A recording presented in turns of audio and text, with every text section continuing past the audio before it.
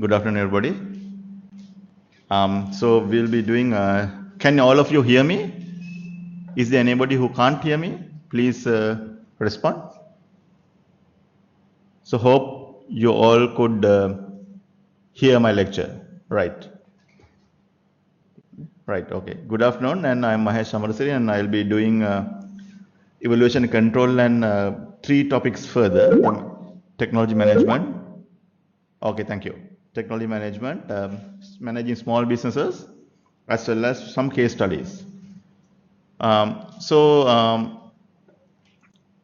now, if I take you through the strategic management model, if I were to brief you, we start with environmental scanning, where we get the information about opportunities and the threats.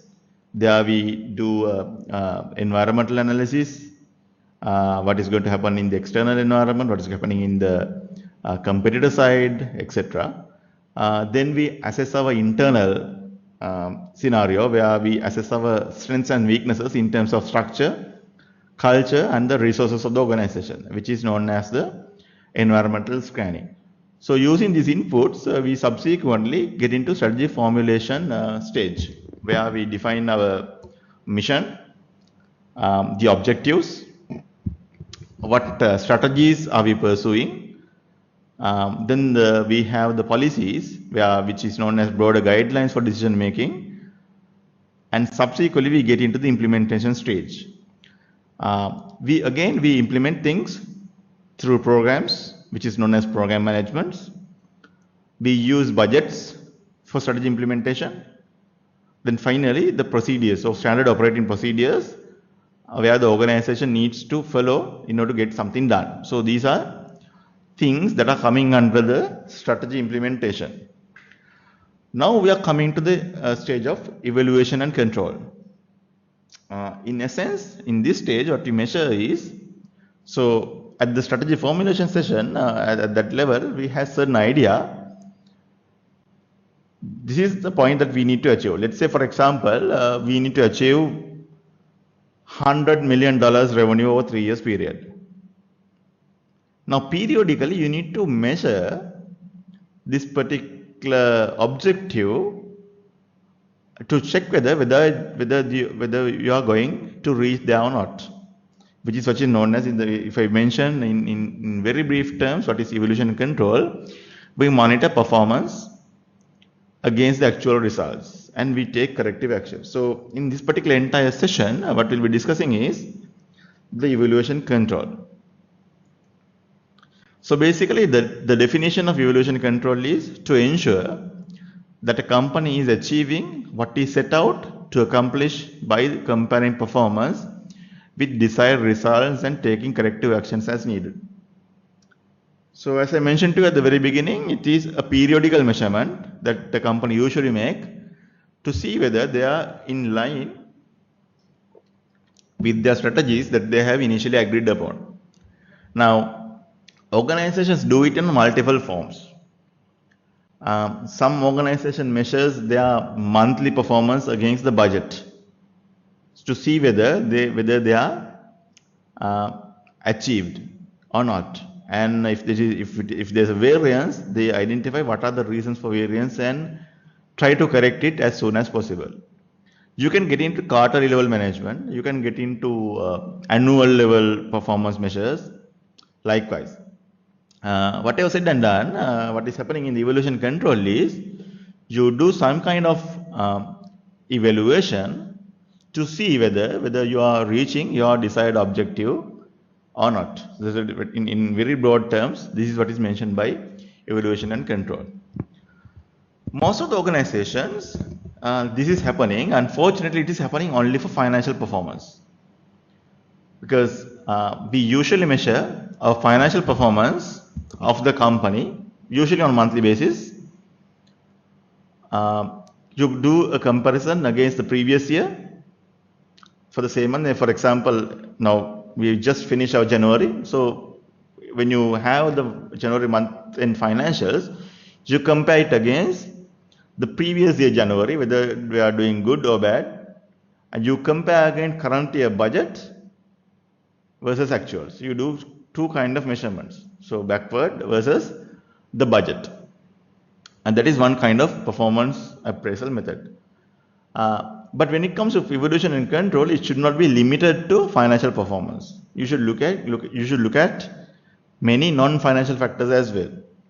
In most of our organization, when it comes to financial performance, we do have a proper evaluation and control mechanism.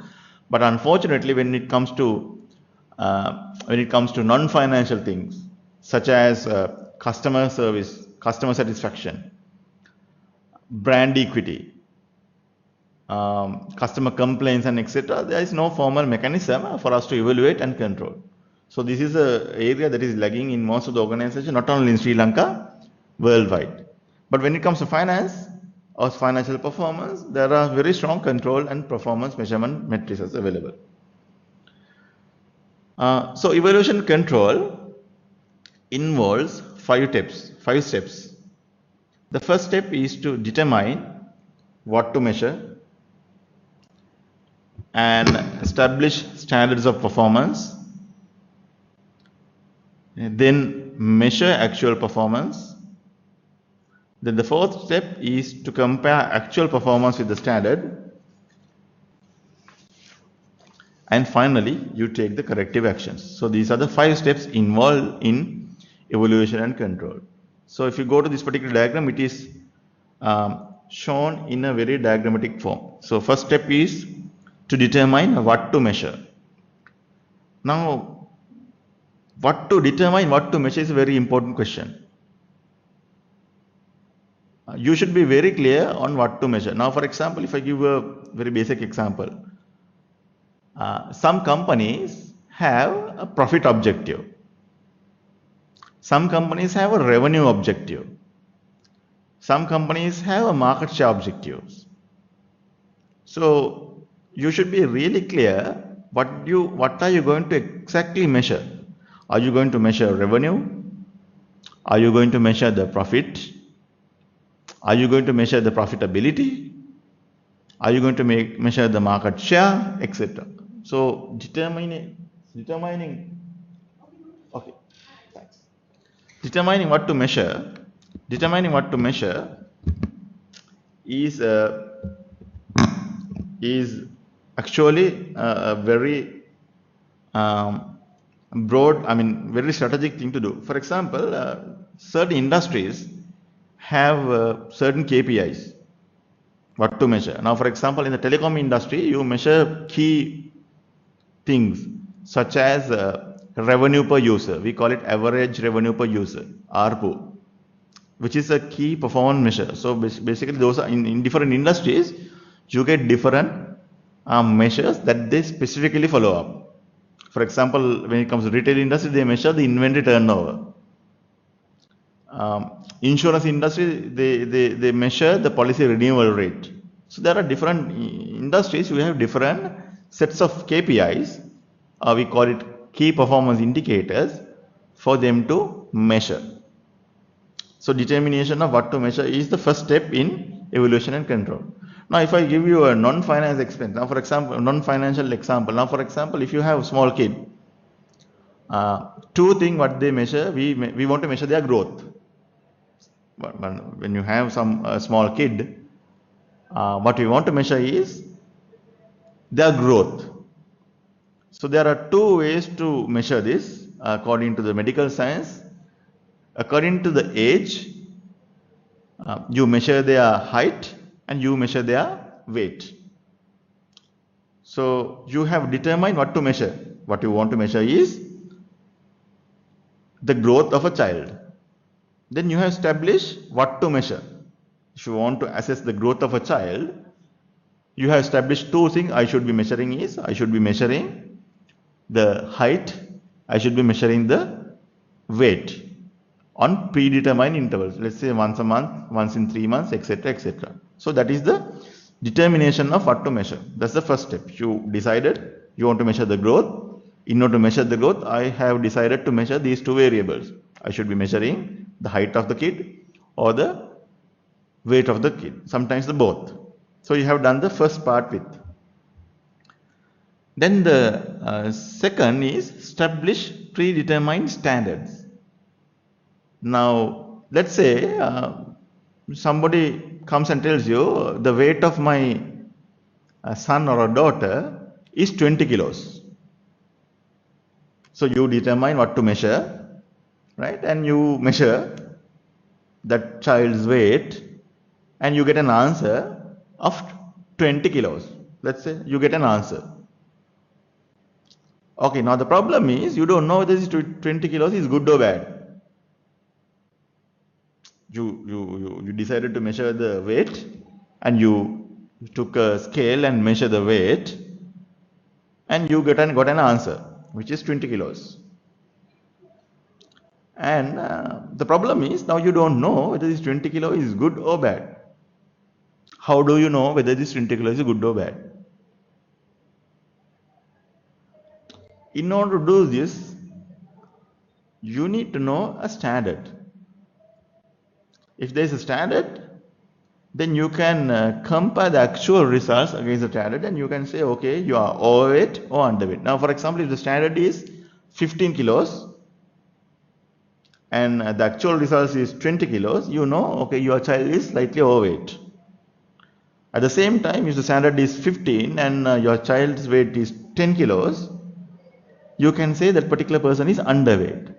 So we can make conclusions out of it only if we have a standard. So the second step is establish predetermined standards.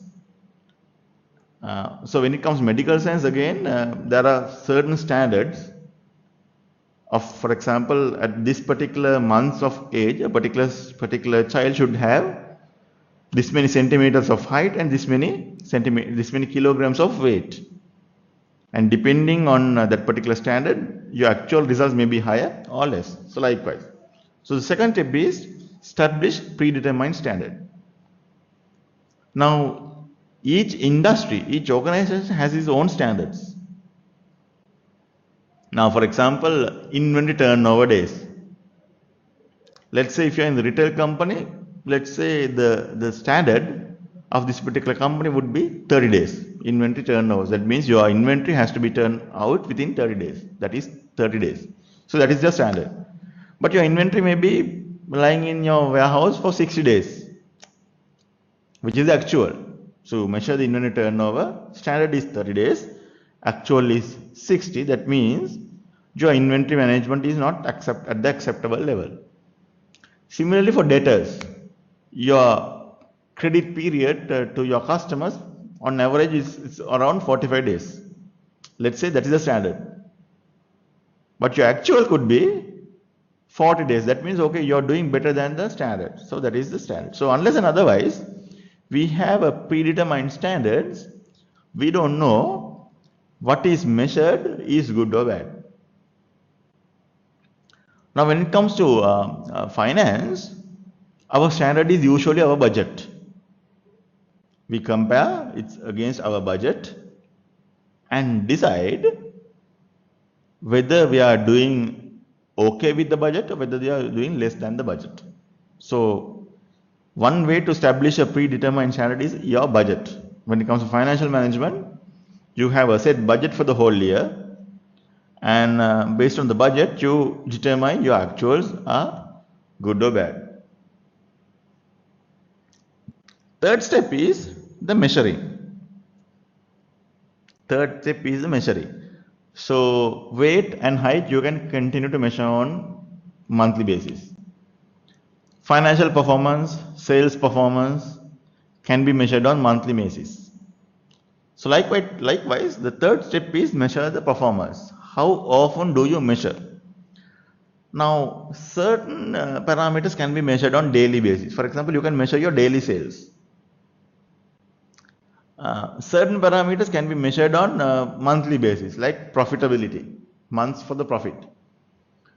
Inventory turnover period can be measured on monthly basis.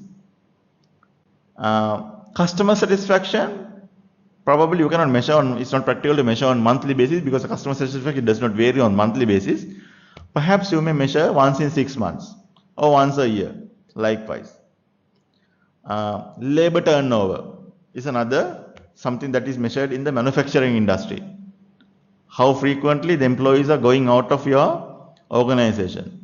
So this can be measured on monthly basis. This can be measured on sometimes on once in 6 months, etc., depending on the criticality of the function. Absenteeism is one such measure. Absenteeism can be measured even on daily basis is required because it's required for your production planning. So in under the measurement of performance, you should exactly decide when to measure, at what frequencies. So that's the third step. This is where your information systems coming into effect, because your information systems should be able to gather all the information that is required for you to measure your performance. Now, in my personal experience, what I have seen is there is a gap between always what your system is capable of giving you as well as what you want to measure. Now, for example, if your systems are unable to give you the performance measures, for example, you want to measure the absenteeism on daily basis, for example, but your systems is unable to provide that information, then no point of having that particular measurement. Either you should change your measurement to sort into your system capabilities, or else you need to change your systems according to your performance measures. But in practice, there is always a gap between performance measurement when it comes to the information systems as well as what the business actually wants. This is where the communication between your information systems as well as your KPIs needs to get streamlined. In most of the businesses, almost all the business that I have associated with, there are a set of KPIs they want to measure, but some of these KPIs cannot be measured by your existing information systems. So that's something that important that we need to keep in mind. Then at the fourth level, you ask this question: does your performance match the standards? Now, for to give you an indication, your inventory turnover days is 60, whereas your standard is 30. Does the performance match with the standards? Answer is no. Then you need to take corrective actions. Then you need to analyze and see why are we exceeding our standard. You do a lot of analysis and do you take corrective actions, and again measure the performance. Again you compare against the actual, whether it is until it continues to reach your standard, you take corrective actions and keep on measuring. Now, this technique, evaluation and control, can be applied not only in strategic management but in any field. In medical field also it is happening. Now, if you are suffering from blood pressure, for example, or high blood sugar, what do? You do a periodic test on your sugar levels, or a blood pressure level, or your fat levels, cholesterol. Then check against a certain level of standards. So there are, if you read a laboratory report, you will see blood sugar level for a average male or a female of that particular age should be in the range of, let's say, 200. You measure and you get an answer of 260, which is extremely higher. That means you need to take corrective actions, which means so many corrective actions. You need to do exercising, you need to take medicine sometimes, you need to control your food, you need to control your type of food, and you take corrective actions. So doctor prescribes, after seeing your report, what doctor does is, doctor compares your actual results versus the standard and prescribes some correction actions. Prescribe medicine, prescribe exercising, prescribe, let's say, different types of food, etc. And you again ask him to do a test in 3 months' time, again a performance measure, and again compare with the standard. Your blood sugar level, you would have come down by then if the corrective actions are okay. If it is still not okay, again you need to take different set of corrective actions. Again you do a performance measure, another 3 months time, until you reach the standard level of your blood sugar level, then you stop the action and you continue that particular lifestyle. So this is not limited to strategic management. Especially in medical science, this is happening on daily basis. Doctors are doing is kind of performance measurement against a standard, and they know what kind of action needs to be taken if there's something goes wrong with the blood sugar levels, blood pressure, cholesterol, etc. This is a type of performance measures that goes to on daily basis in medical science also. In businesses also, this can be done. Usually this is done against the KPIs that you wanted to achieve versus what you have actually achieved, and you take performance measures appropriately.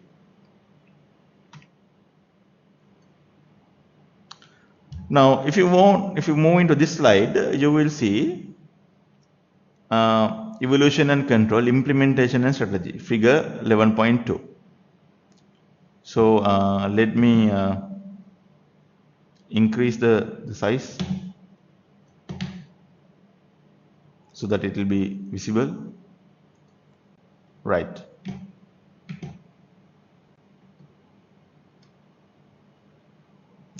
Okay.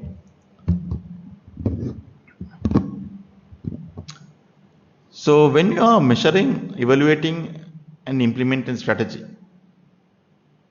first question that you need to ask is, okay, you are evaluating your implemented strategy. That means you have gone back, you have gone to the previous session, like for example, you measure the performance and you check whether the performance match with the standard, and you get the answer either yes or no. If it is yes, you don't have to do anything. If it is no, you have to take corrective actions. Now what you are trying to do is, this is the existing strategy produce desired result. If the answer is yes, the strategy is successfully and the strategy is okay and the results are also okay. So you are perfectly alright. But unfortunately, most of the time you won't get into this level. If you are getting to this level, it's a perfect world. But unfortunately, we don't live in the perfect environment. So most of the time, the existing strategies does not produce desired results. Then the first step that you need to look at is, if the answer is no, obviously, first step you need to look at is, were the strategies poorly executed? The strategy may be good, but the execution may be bad, because by now you would have known strategy formulation is one aspect of that, there's the implementation part of it. And according to research, most of the strategies are getting failed actually at the implementation stage. Strategy is perfect, but is getting failed simply because of poor execution. They need to ask this question, whether strategies were poorly executed or not. Now, for example, inventory turnover days. You have a strategy to bring it down to 30 days, but it is maintaining at 60 days. Does the strategy produce the desired result? The answer is no. Then, were the strategies poorly executed? This is a question that I need to answer. If the answer is again, can be either yes or no. Okay, then you need to ask whether the strategy has been poorly executed or not. Okay, strategy has also been executed okay, according to the guidelines. So somebody has given the guideline to execute the strategy, and you have executed against the according to those guidelines also. So there is no problem in strategy execution. So answer is no. Were the strategies poorly executed? The answer is no. Then you need to ask a question, were the underlying assumptions and the premises valid? For example, you do certain assumptions when you prepare your strategy, because you are doing a kind of strategy plan, you are thinking ahead, you do all your forecast based on certain assumptions. If the strategy is good, if it is also properly executed, and if you are not getting your answer, probably something wrong with your assumptions then. Then you need to see whether the alternative scenarios has been defined and assessed. So always when you define a strategy, you have a plan A as well as plan B. Perhaps things would have substantially changed when you plan and when you actually executing it. Now, for example, there could have been some unforeseen events, changes of the structure, change of currency. You have estimated the US dollar to be at the same level, but unfortunately it got depreciated during the period. So there are certain things, assumptions that could go wrong. Certain underlying assumptions and the premises has been valid. Then if it is yes, again, then you need to adjust those assumptions and prepare a new scenario. Then you need to carry out your strategy execution according to the new scenario. That is what is known as were the current situation and the important trend properly diagnosis. If it is no, then you need to do it again. So we are here. We are here now. Right. Again, if the assumptions and the premises are not valid, again, you have to go here. You need to see whether the strategy formulated adversely affected because of the assumptions now are not practically there. If the answer is yes, invalid planning basis, incorrect strategy formulation. That's your conclusion. Again, your strategy formulation is wrong. You need to go back to your drawing board and come up with a new strategy. So we started here. We started somewhere here. Existing strategy does not produce desired results. It was executed poor. It wasn't executed properly. It was executed properly. Something wrong with your assumptions. Then again, you need to go back to your drawing board and you need to plan your strategy accordingly. That is the first step. If your assumptions are okay, wrong, but it does not really impact your strategy adversely,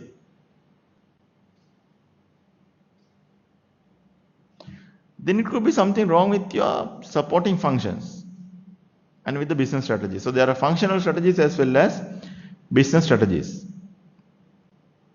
So for example, if we want to bring the inventory control down from 60 days to 30 days, there are multiple departments has to work according to that need. You need to have the manufacturing department, you need to have your technical department, you need to have your IT departments, you need to have your finance departments, working as an entire team in order to bring this target down. So perhaps something to do with your inconsistent functional plans. There are multiple divisions there in the organization, they are not consistent. So that could be the reason why your strategies fail. Or perhaps the assumptions are wrong, but still, the assumptions are still right. Strategy is not formulated, getting changed substantially. Supporting functions are also aligned. Perhaps something to do with the resource allocation. You don't have enough people. For example, you want to bring your inventory down from 60 days to 30 days.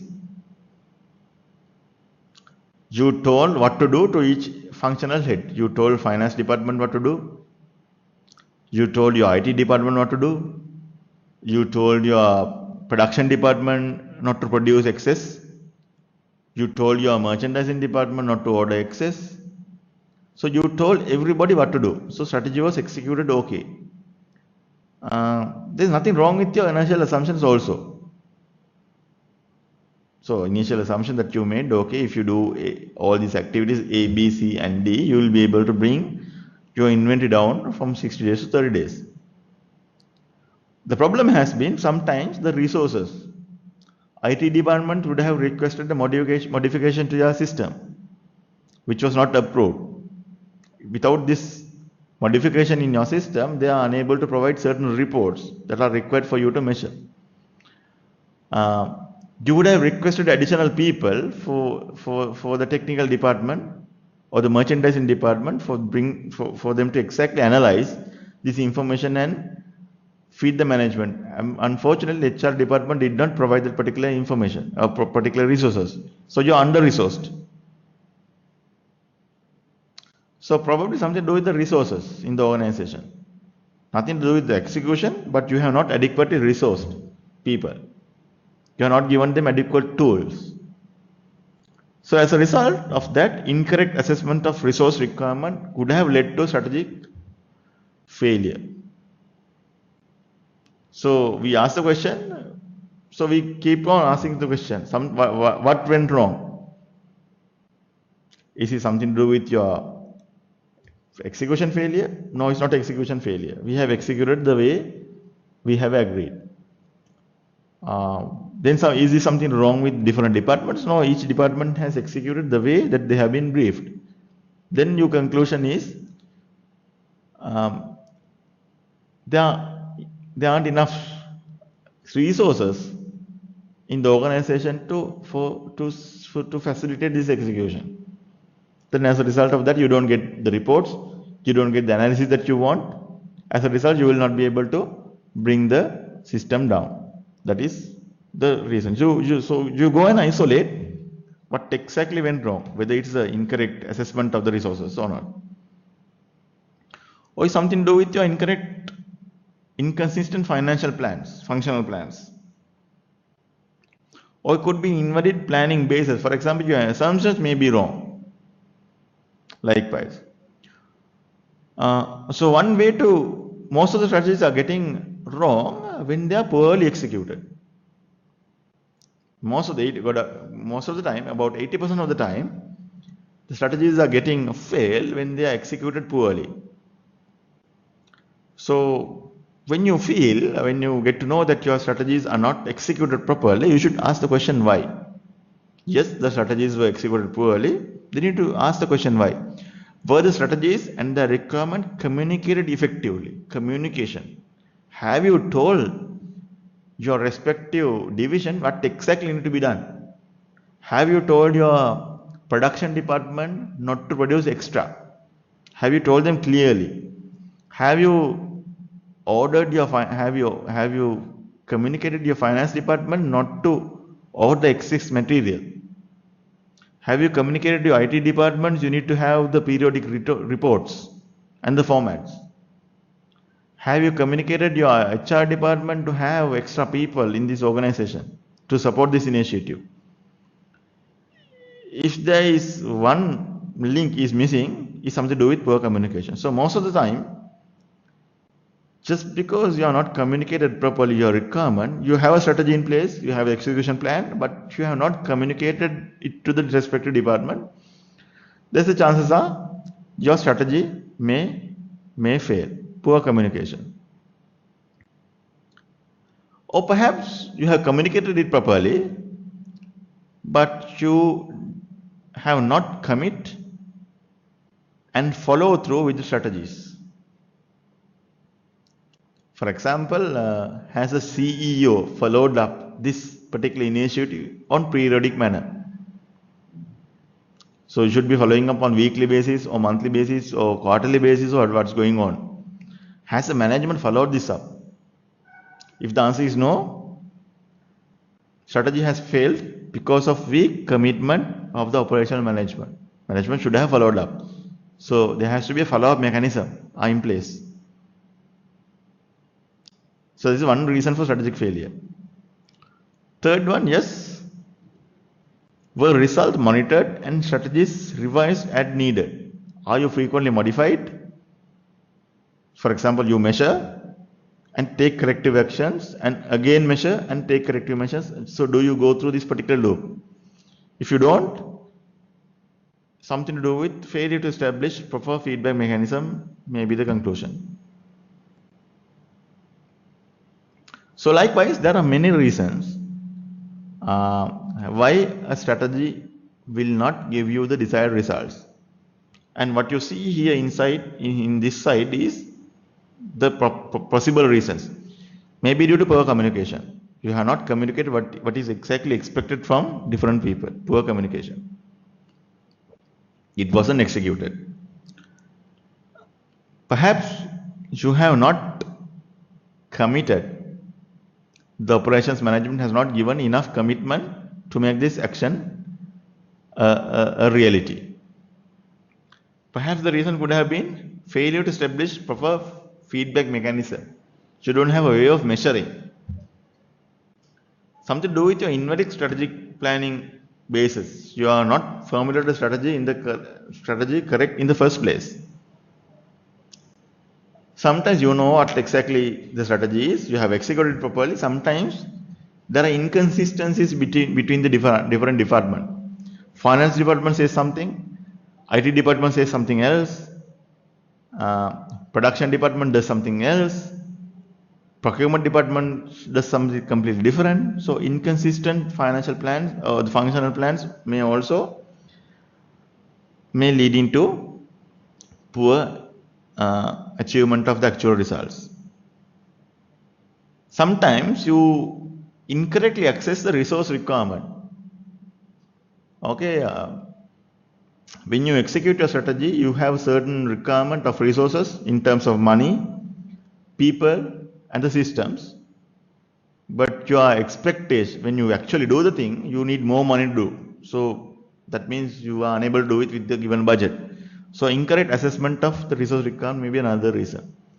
So in reality, most of the strategies are getting failed due to mainly poor execution, and poor execution happens due to poor communication, poor commitment from the operating management,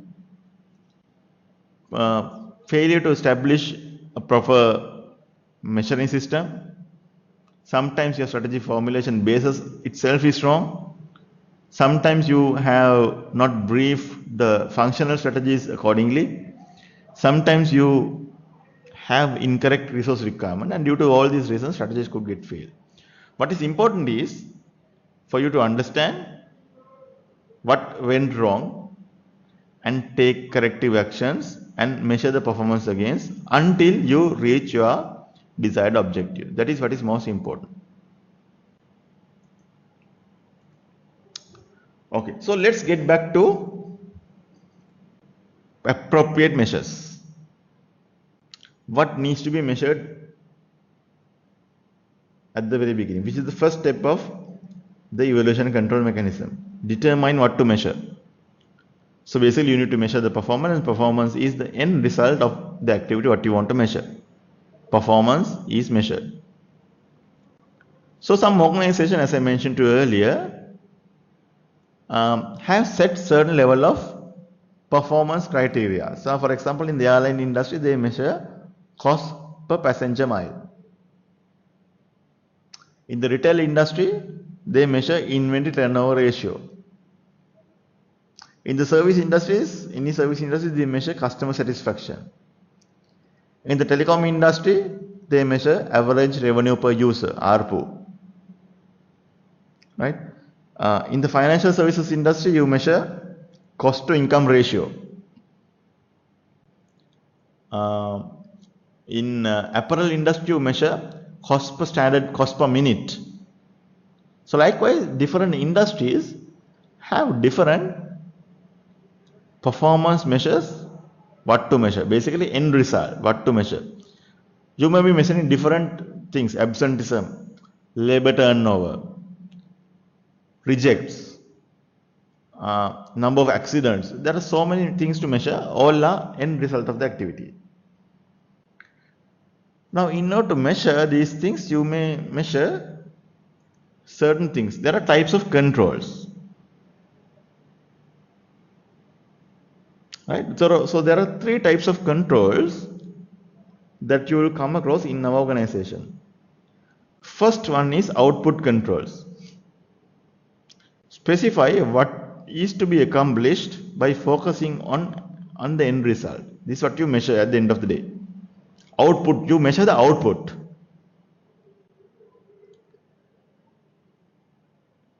You measure the output, and okay, you compare the output against the actual and tell whether it is good or bad. You measure the, let's say,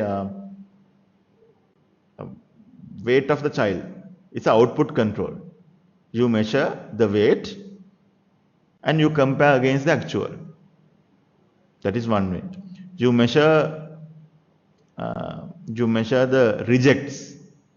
You measure the percentage of rejects at the end of the period. You measure that. So sometimes it's difficult to measure things in advance. So that's why you measure things at the output level after it has taken place and then take corrective actions. So there are certain things, rejects, weight, height, things like that can be measured only at the output level. You measure the output, not the input or not the process, but you measure only the output. So that is one. So one type of measurements are the output measures. You measure only the output so that you should be able to make the corrective actions once the things have taken place only. That's the drawback of this output measure. You measure only the output. Specify what is to be accomplished by focusing on an end result. So things that we measure, profit, gross profit, almost all the financial measures that we do are output controls. Inventory turnover, debtors period, creditors days, debt to equity ratio, profitability, gross margin, all these things are output controls. We measure once things have achieved. So specify what is to be accomplished by focusing on the end result. We measure the end result and we'll tell whether it is good or bad. That is output control.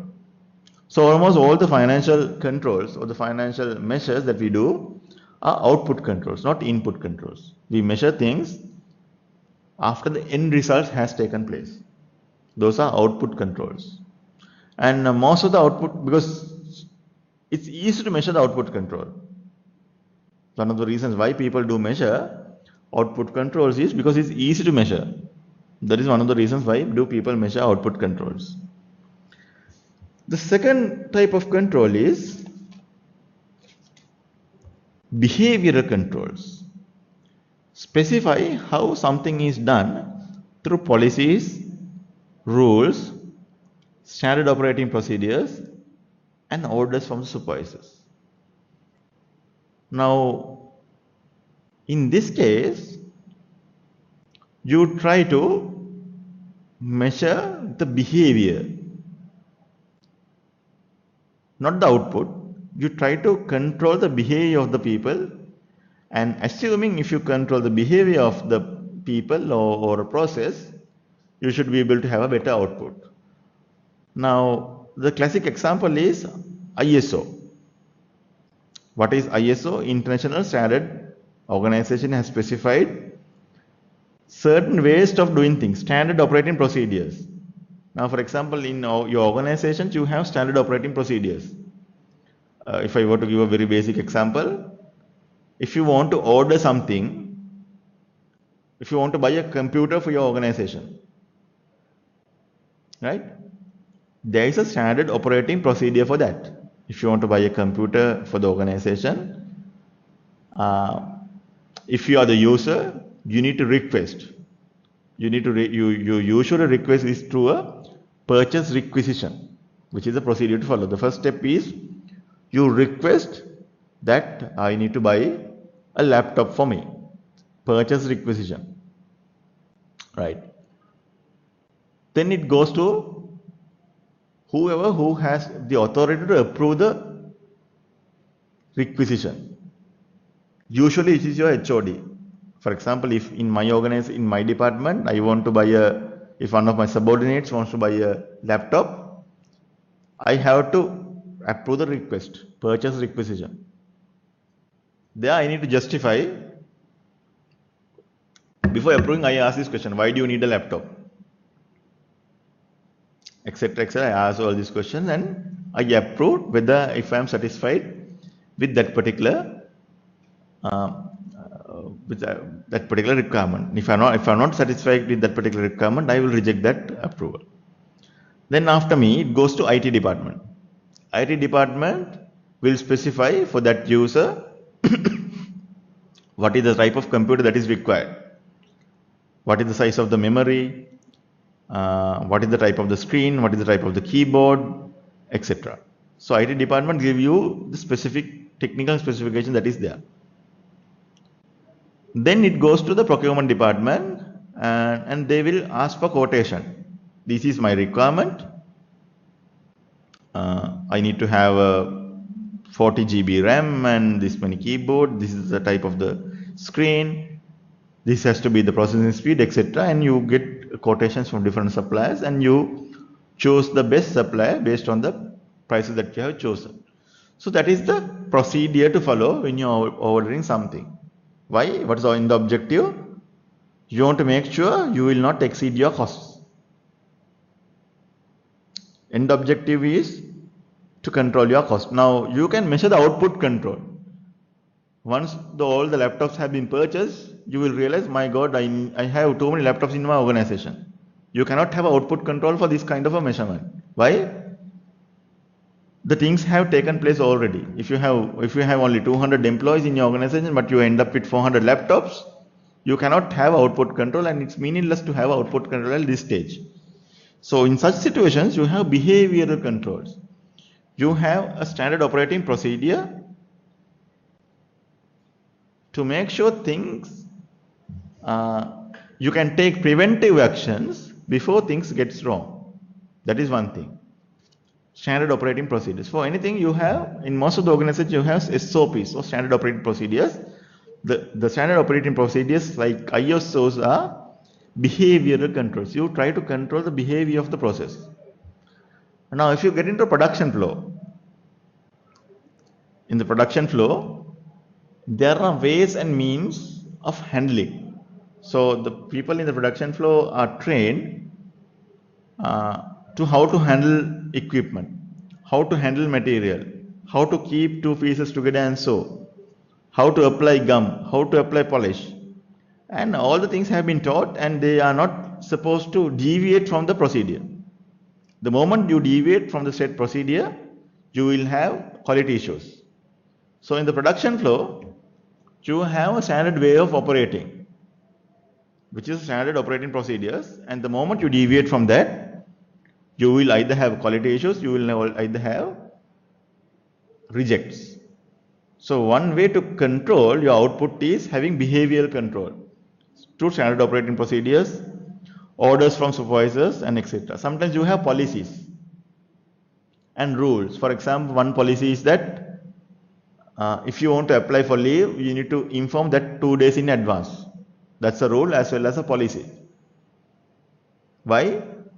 If you don't do that, all of a sudden the absenteeism will go up and people will not turn up to work, so your production schedule will go for 6. So that is why you need to have policies and the rules.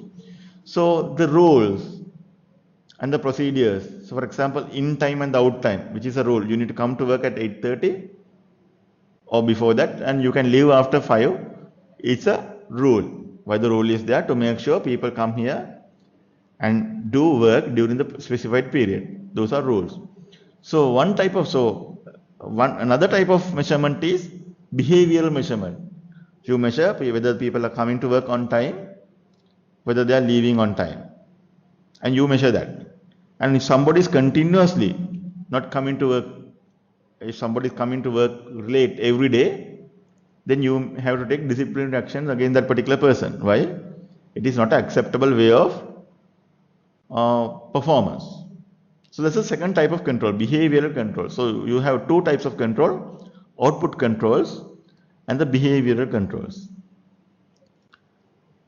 You can get one step further and you can start controlling the inputs. You control the inputs. Now, when we are recruiting an employee, right? If you want to recruit an employee, again, there's a procedures to follow, behavioral procedure. So you need to get the certain approvals before recruit somebody, which is a behavioral control. You need to ensure that you have the right amount of people in the organization. Now, once you get the approval to get a new person to the organization, you carry out interviews. Why do you have to interview people? to assess whether they are capable of doing the assigned job. You interview the people and see, okay, whether these people have certain level of capabilities to perform these particular tasks, which is an input control. You check at the very input level at the interview whether this particular person is capable of doing this particular job. That's the input control. You control the input there. Before him coming to the system, before that particular person, employee get recruited, you check whether this particular person is capable of doing this particular job. How do you assess that? One way to assess that is qualifications. For example, if you want to recruit an accountant, obviously that particular person should have a basic accounting qualification or a degree in accounting. That's the input control. If you recruit an IT person for that particular job, it's not going to work because IT person will not have the competencies required to do a finance job or accountant's job. So input control itself reject IT person coming into accounting profession. That's the input control, right? So likewise, that's the input control. Now, this is mainly done, especially in the knowledge workers, because you cannot really measure the output of a knowledge worker. If you have accountant or a finance manager, you cannot simply measure the output of the accountant. Output of a accountant or the finance manager, you cannot measure. Output of your general manager cannot be measured. Output controls. No, it doesn't work. But if it's for a shop level employee, you can measure the output control, how many pieces that he produces. You can measure the output control of a shop level person, but when you become very senior, general manager or a CEO, you cannot measure the input control. You cannot measure the output control. So in such situations, you need to measure the input controls.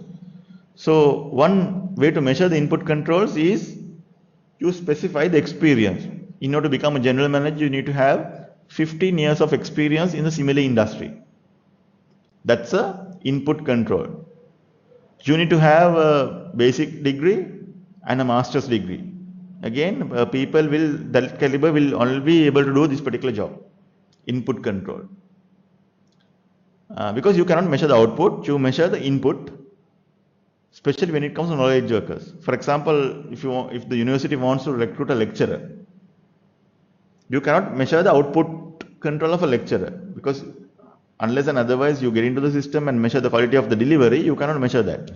So they have input controls. You need to have a PhD. You need to have published this many research papers. You need to have this much of industry experience in order to do this. So those are input controls. So when you are measuring performance, you can measure performance at the output control level, output level. You can measure the performance at the behavior level through policies, rules, and the standard operating procedures, or you measure the inputs. Another way to measure the input control is your material quality inspection. It's the input control. Once the material comes to your warehouse, before it goes to production room, you do a sample check. You measure the sample quality.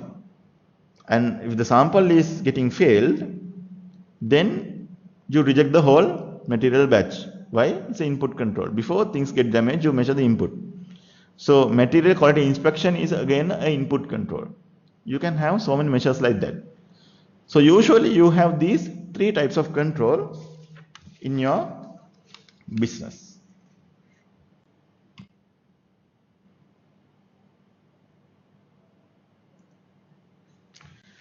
Again, a little bit of finance. When you are measuring performance, you need to do something called activity-based costing. There are two types of measures. Traditional measure absorbs overheads depending on certain predetermined standards. For example, in traditional cost accounting, you absorb overheads based on either the machine hours or based on either labor hours. But in activity-based costing, what you actually do is allocate indirect and the direct costs to individual product lines based on the activities going into that particular product. You allocate costs based on the activities, not based on the arbitrary activities. Now let's look at this particular example. So there's a company called Busy Ball.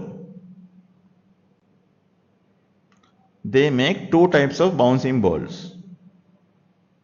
One has a hollow center and other has a solid center. You use the same equipment to produce two types of balls, but not at the same time, but you use two different runs. And obviously between the batches, the equipments are cleaned, maintained and set up for the next batch. When it comes to packaging, hollow center balls are packaged with two balls per package. And the solid center balls are packaged one per package. So there's a difference. Now during the year, Busy Ball expects to make 1 million hollow center balls and 2 million solid center balls. So overhead cost is total 1.4 million.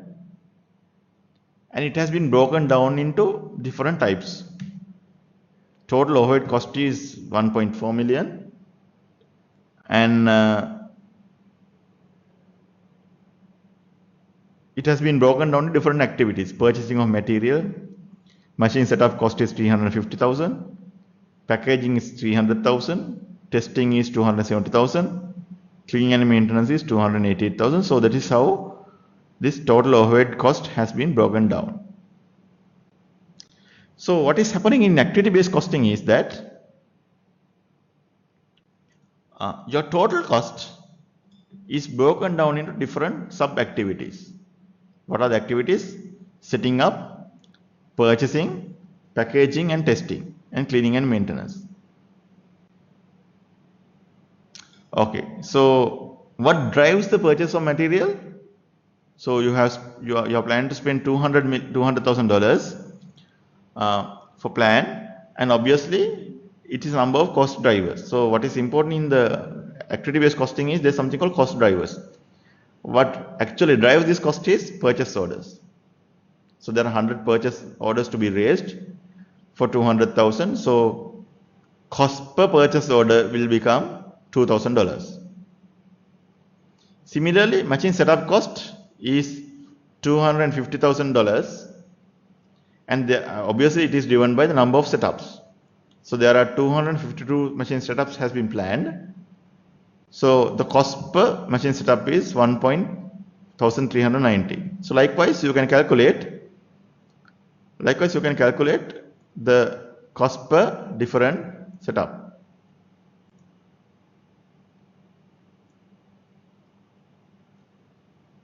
For example, if you look at the packaging, again you can look at total cost is 300,000.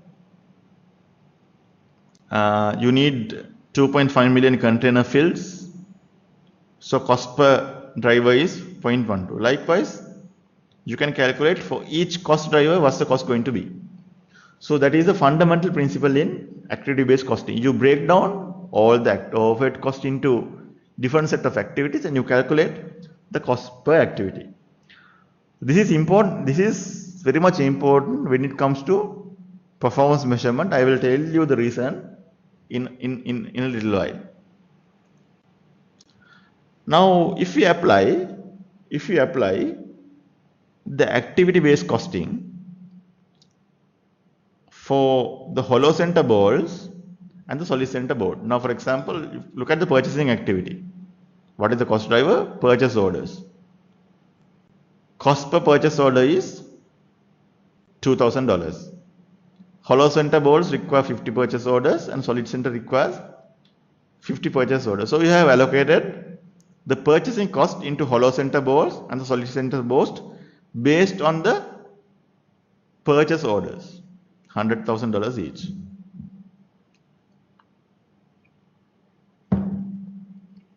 Again, the setup cost has been allocated to hollow center and the solid center based on the activity based costing.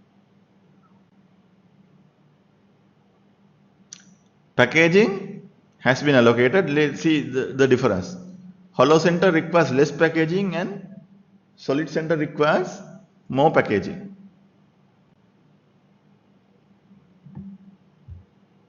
So as a result, solid center has been allocated a higher cost and hollow center has been allocated a lower cost, simply because the packaging is different.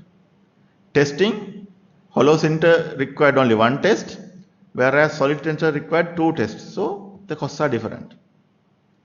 Cleaning and maintenance, hollow center required less production runs, whereas solid center required more production runs, so the cost is different.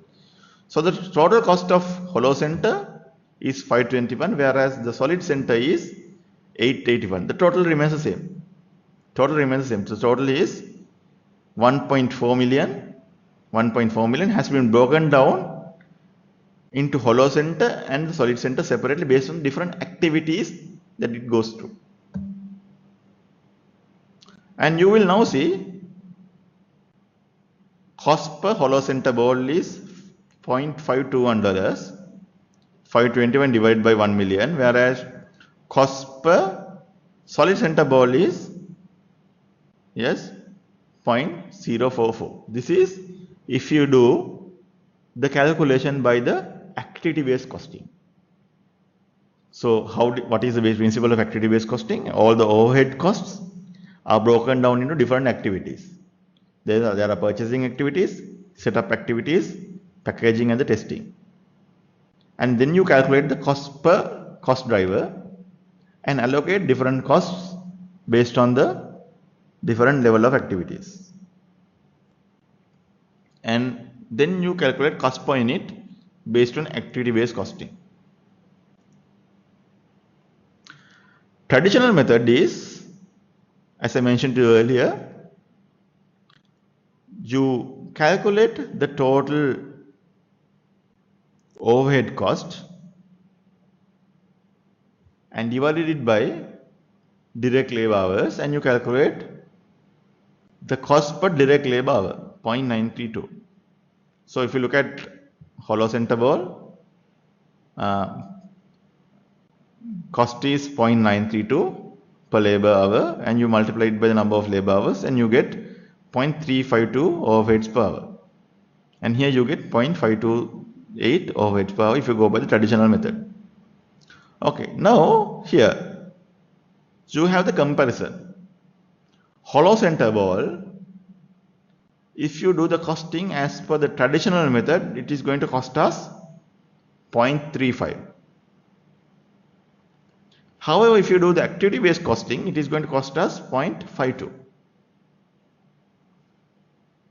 Solid center ball, if you do the traditional method, it's going to cost us 0.53. However, if you do the solid center ball, if you do it activity based costing, 0.44.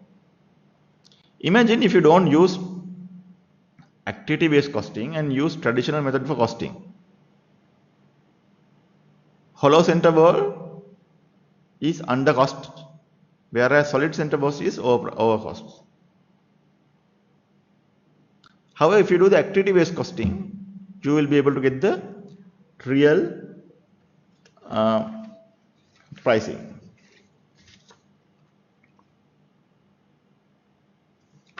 So again, you need to be really careful when doing traditional accounting or traditional management accounting principles and the costings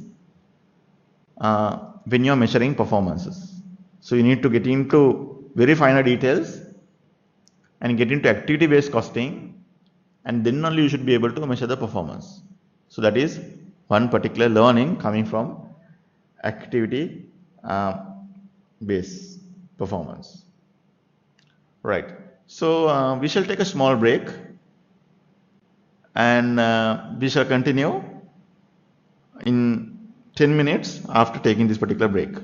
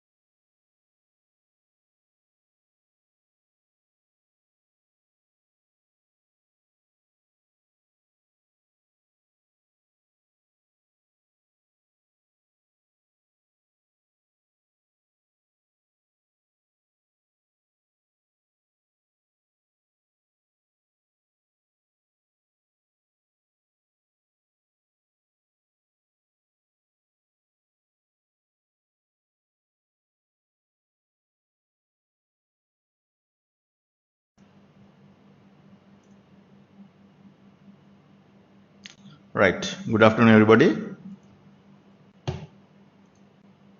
Can you all hear me?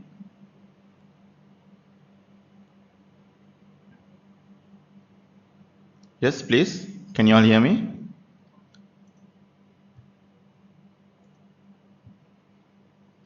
Okay, thank you. Right. So now we are getting into a different aspects of performance measurement, which is known as enterprise risk management. Now, you would have probably heard about in corporate governance section, chapter 2 or chapter 3, if I recall correct. There is an aspect of risk management there as well, the governance. Because this is simply coming from the perspective of the agency principal relations. For example, there are principals, the shareholders who hire agents or the top management for that matter to run their business on behalf of them. And there has to be some kind of assurance to the principals that the agents are fulfilling their duties or discharging their duties according to the requirements of the principals or the shareholders for that matter. So the whole whole concept of corporate governance is stemming out of that particular element, and it is being executed in the organizations through the internal audit department, as well as through risk committees, as well as the audit committees, etc. So basically, there's audit committee in any large organization, which is sub committee of a board, which eventually assess the all the risk related elements of the business and report to the board of directors on quarterly basis or based on a predetermined interval. There's a performance measuring element also when it comes to risk management. So basically, the risk management is kind of a becoming important topic in today's business context, because today's business processes are getting so complex, and there are so much of risk. And basically, when you're dealing with multinationals and you're dealing with multiple countries, different type of customers, different environmental types are there. So likewise, as a result, the business environment is getting complex on daily basis, especially in today's context. So there is a new dimension in strategic management, which is known as enterprise risk management, which is known as a corporate-wide integrated process of managing uncertainties that could negatively or positively influence the achievement of the objectives. Now, you set out your strategy and you go and execute it. In the process of execution, you may have so much of uncertainties and the risks involved. Now, if I give you a basic example of a risk, is that, for example, you want to buy a car, and the moment you put the car on the road, you have a risk of meeting with an accident with another vehicle. That's a typical risk, right? So typical risk mitigation technique that we use is the insurance in that matter. So likewise, in a business also, there are multiple risks involved. I give you an analogy between the personal life and the business. If you get into a vehicle, yes, there's a chance of getting meeting with an accident. So you cover that risk through insurance. So likewise, in business also, you may have multiple risks that you are exposed to. Some risks you are aware of, and some risks you don't know what's going to happen. So one aspect of performance management is that how good you are identifying the risks that are associated with the business, and how good you are planning to mitigate that. That is what is meant by enterprise risk management. Now, if you look at if you are a retailer, now for example, if you are having inventory in multiple locations which you don't present, the biggest risk that you have is the fraud. risk of fraud, because you are present in multiple retail locations, so you don't have direct control of them. So the immediate risk is the risk of fraud. If you are working in the banking industry or the financial institution, one of the biggest risks is risk of default. If the customers who obtain loans don't settle their loans on time, you are running a risk of losing your money. That's the risk. So likewise, different business have different risks involved. So first step is identifying the enterprise risk management is identify the risks. Identifying what are the risks that will be there in the business. Perhaps, if possible, to identify the possible future risks, which is a more difficult thing. Now, so that is the first step, identification of the risks, and you use different techniques. One thing is the brainstorming. You get the entire senior leadership team into one room and ask them to come up with types of risks that the business has. Brainstorming. That is one type of brainstorming. Or you could have scenario analysis. If you do scenario A, now for example, let's say you want to convert, because you are in retail business, you want to convert your direct operation to a distributor model. That scenario. If you go to scenario 1, what are the risks associated with that scenario? So you plan by scenario and you identify the risks. Or perhaps you may get performing risk assessments. You may get professionals or consultancy firms who are specialized in this, and they have experience in multiple businesses, and you measure the risks to your business based on that. So basically you may list down, at the end of this particular exercise, you may list down the types of risks that you may have in your business. Then the next step is rank the risks. Not all are equally likely. And if that happens, the impact is also very different. So you may rank the risk based on the impact it would create and the likelihood it happens. Now, for example, I'm just giving an example. Now you build a house, right? What are the risks that are associated with that particular house? Is that one thing is that burglary. That is one type of risk. Burglars may enter your house and take your valuable property. That is one type of risk. Secondly, the risk of fire. There may be a fire that may erupt in your house, so it could destroy your property. Number 2. Third one is, the aircraft may accidentally land on your house, so that house gets destroyed. Now I have identified 3 types of risks. Risk of burglary, risk of fire. Third one is an aircraft landing on your house and getting it destroyed. The fourth one could be you're getting caught to let's say floods. Your house is getting caught to a flood, and as a result it could get destroyed. It has happened about a couple of months back in Sri Lanka as well. So there are 4 types of risks that are involved. Then you need to assess what is the likelihood of happening these particular risks. How likely that a particular risk to happen. Now, a burglary attack is highly likely. Burglary attack is something that is highly likely in your house, out of the 4 risks that I mentioned. Then erupting a fire, yes, there is a chance, but less likely compared to a burglary attack. Then the flood, if you are in the flood prone location, there is a high chance, but if you are in a different elevation, or if you are in a high elevation, it is highly unlikely to happen. Landing an aircraft on your house is one of the least possible things that could happen. So likewise, you could rank these 4 risks based on the likelihood. That is one way. Likelihoods from highly likely to least likely.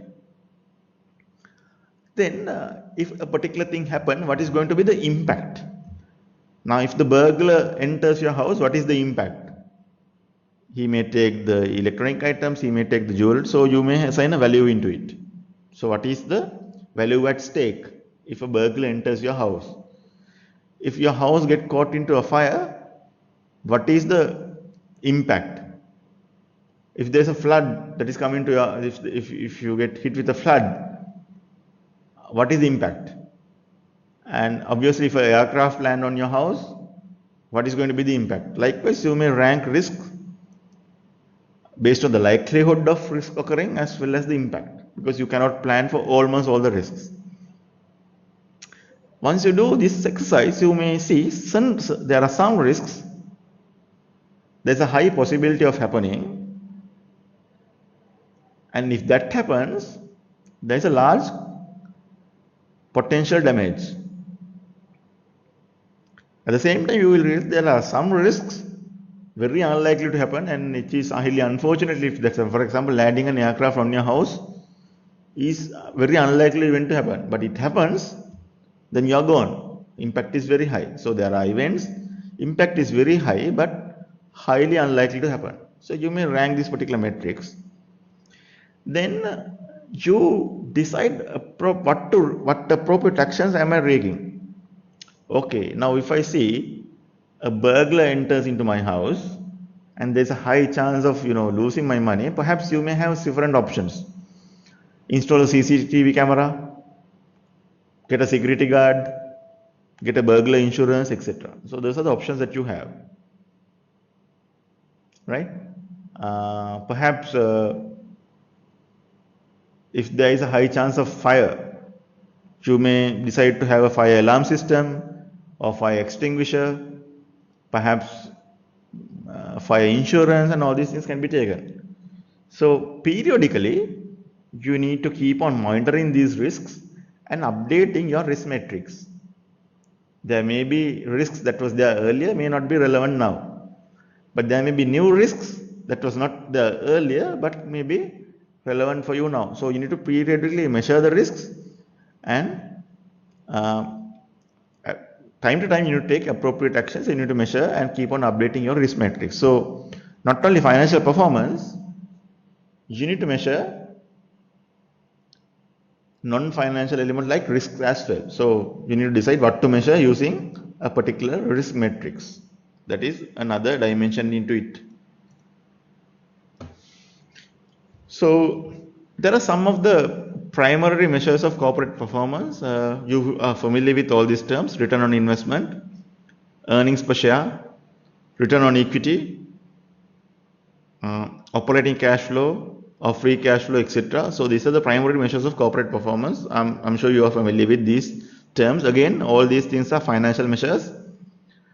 At the same time, those are more of output level information, because you will get to know things once it happens only. So these are more of a output level measurements. Similarly, there are non-financial measures as well. Actually, the couple of decades back, companies was really measuring only the financial measures, things that I mentioned you earlier: ROI, earnings per share, gross profit margin, profitability, return on equity, return on investment, likewise. Now the companies are increasingly measuring non-financial factors as well. Along with the financial factors, they measure non-financial measures as well.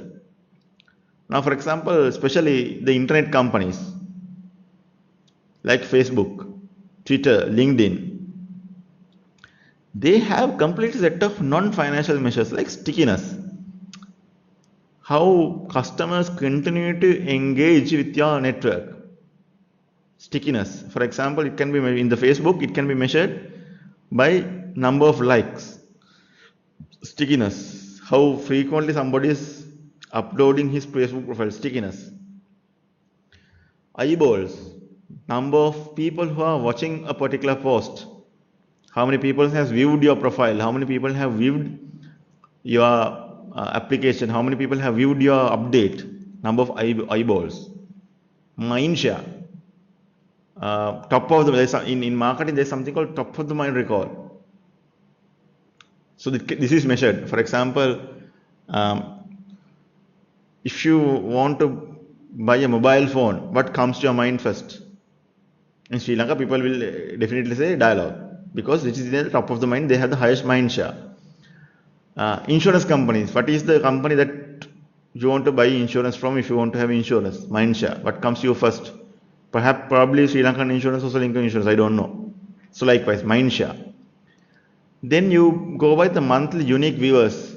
If it's especially for websites, you measure how many people have how many unique users have viewed my measure. So these are some of the important measures in non-financial measures. Again, when it comes to performance measures, ROI or return on investment uh, has been used by most of the companies and most of the organizations and most of the investors. So it's worthwhile spending some time to understand what is return on investment and what are these advantages and what are the limitations of using this as a corporate performance measure. Again, return on investment is a financial measure. You measure the return or the profit before interest and tax divided by the capital employed, which is known as the return on investment. The total amount of money that you invested is the denominator, and the numerator you have how much do you earn on an annual basis, return on investment, which is a more of a financial measure, and higher the return on investment, the better the performance it is. That is the usual guideline. So higher return on investment is always preferred. You don't have to have multiple measures. ROI can be considered as one single measure that tells you the corporate profitability, corporate performance. You don't have to have multiple measures. You don't have to look at revenue, cost, expenses, gross profit margin, debt to equity ratio, gearing ratio, then liability ratios, current ratios. You don't have to look at all these ratios. This single dimension, one ROI, will tell you whether the business is successful or not. So one of the major advantage of ROI is a single measure. It's like a single index that you tell about the entire corporate performance. One of the advantages is that if you have multiple divisions, multiple SBUs or strategic business units. Now, for example, Haley's, for example, has 200 different companies. So you can measure the performance between the organizations using ROI. ROI of company A, ROI of hotel sector versus ROI of telecommunication sector versus ROI of supermarket chain. Likewise, can be compared. Also, it can be compared across companies in different sectors. So likewise, there are many advantages of ROI as a single financial measure. There are many limitations as is because it's limited by the financial accounting, because it's governed by the financial accounting, and as a result, your profitability, the way you report your profitability measures. One of the major limitations in the ROI is that it is very sensitive to depreciation policy. For example, if you have accelerated depreciation, if you depreciate your assets faster, ROI can be improved. Whereas if you have a slow depreciation policy or a very liberal depreciation policy, then ROI will be lower. That is one thing. And also it could discourage investment in new facilities. Because the moment you invest on new facilities, what's going to happen is your asset base goes up, you don't get a return immediately. So your ROI tend to come down in the short run. Or even if you upgrade the old one, immediately you have a capex. As a result, your asset base goes up, but you don't get a return immediately. So it may discourage some investments in new facilities as well as upgrading old ones. And as a result, in the long run, there's a tendency that you may lose because you are looking at more of a short-term measure. If you are measured by ROI purely because of your accounting practice, you will not be able to do so. So likewise, it provides incentives, especially in the transfer pricing.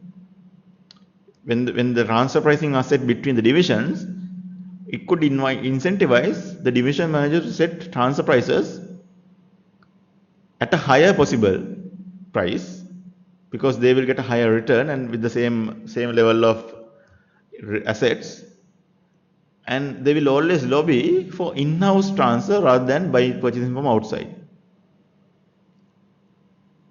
And ROI is more of a short-term measure. In the long run, you may have different things to look at. Again, your inventory practices, whether you are following a LIFO or FIFO, and the inflation, it gets changed. So if you are measuring your business performance solely on ROI,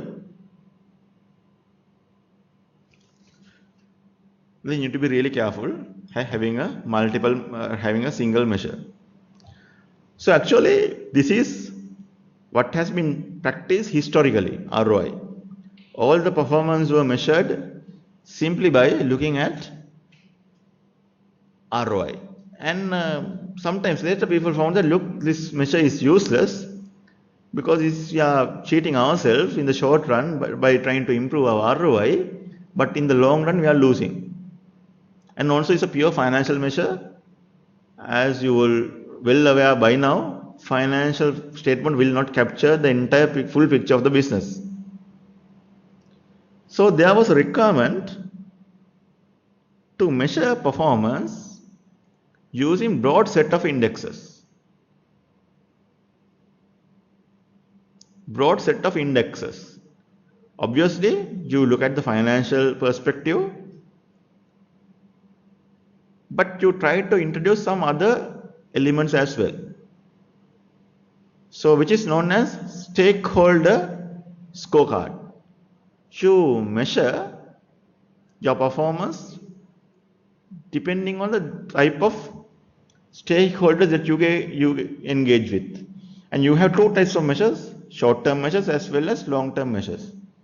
Now, ROI is a very single measure, it's easy to understand, easy to explain, whereas when you're having multiple measures like stakeholder category, the short-term and short-term, is become a kind of a complex exercise. And also the recent development in this particular area is something called balanced scorecard, which I'm going to touch in little while, right? So basically, in the modern organization, when they are measuring performance, they look at two types of performance measures, short-term measures as well as long-term measures. And also they look at from the different perspective. Now if you look at this table 11.2, stakeholder category, customer. Possible short-term measure is number of new customers, trials, sales and volumes.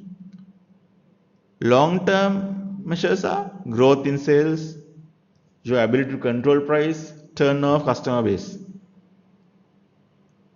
Then financial, obviously you have the typical EPS, ROE, growth, etc. Then employee dimension, which has never been part of our traditional performance measurement. Number of suggestions, productivity, number of grievances, in the long run, number of internal promotions, turnover. Likewise, the environmentalist, number of meetings, number of changes to policy. Likewise, you try to bring multiple dimensions into it and you measure that. So it is known as measuring performance. So the modern organization now measure not only the financial performance, but along with the financial performance, multiple dimensions into it.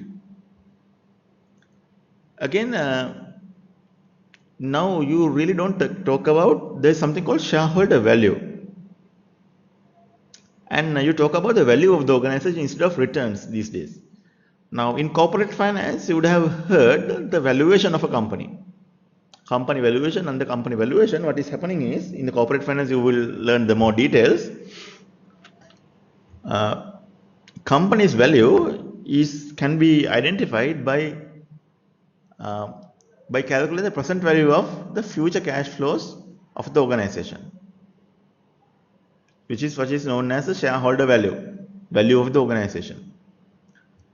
Now, in modern organization or modern management theories, what you're trying to do is you're trying to increase the value of the organization. Wherever possible, whatever the actions that you're trying to do, you're trying to create the value or enhance the value of the organization. We call shareholder value creation. Now, this is the latest concept in strategic management or financial management is you try to enhance the value of the organization, not try to increase the return, but you're trying to enhance the value of the organization. And so the value is more of a long-term thing. So value, if you do certain actions today, that will help you to generate future cash flows, and naturally such activities will be able to generate high value for your shareholders. So there are two concepts under this measuring value. There's something called economic value added, EVA. So basically economic value added measures after tax income minus total annual cost of capital. So basically if you deduct the after tax income of the company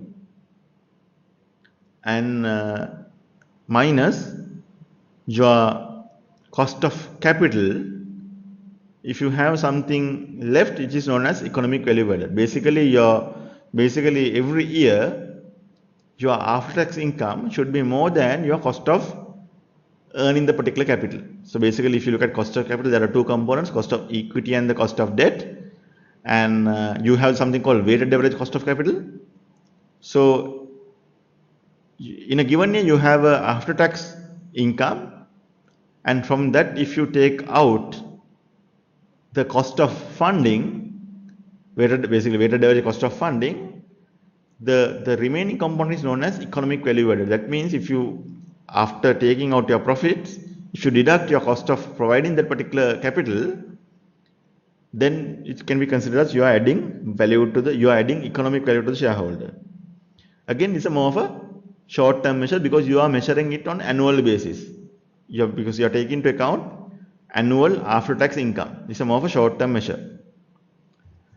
The second measure that measures the value creation is something known as market value added. Again, it's a more long-term measure. This measures the difference between the market value of a company and the cost of capital. So difference between market value of the company and the cost of capital of the same. If the cost of capital is less than the market value, again it can be considered as particular company is adding value to the market. So these are the latest concepts in management. So you go by the value creation and you are moving away from the return perspective. You are trying to measure the value creation, shareholder value. Whatever the actions that you do, you are trying to enhance the value to the shareholders. And there are again two types of measures. Again, there's a short-term measure called economic value added. You measure the after-tax income minus the cost of capital, and it's a positive balance. We call there's a economic value addition. Or else you can go by the market value added, where the difference between the market value of the organization and the cost of capital will give you the market value added. And the balance scorecard, as I mentioned to you earlier, companies are increasingly moving away from companies are moving away from relying on financial statements completely to measure the performance. Instead of that, they have multiple dimension or kind of a scorecard. If you look at the scoreboard in if you look at a scoreboard in a cricket match, it has a lot of information. It has information about the current batsman, number of overs bowled, who's going to bat, and etc. You have a lot of information, not only single information. So increasingly companies are looking at multiple dimensions to look at the business performance. Earlier they have been completely relying on the financial accounting information, return on investment, ROE, earnings per share, etc. Now, keeping the financial element the same, now companies are increasingly adding certain other dimensions like customer perspective, innovation and learning, internal business perspective. So basically balance scorecard is a kind of a combination. It combines financial measures with the customer satisfaction and internal processes and etc. So you have a combination of financial as well as non-financial factors embedded into your performance measurement system, so that when you are looking at something, you're not blindly looking at the financial information, but you're looking at the non-financial aspect as well. So if I get into the details of constructing a balance scorecard, now mainly scorecard contains 4 sections. So you have the financial section, customers dimension, internal business processes, and the learning and growth. So basically, financial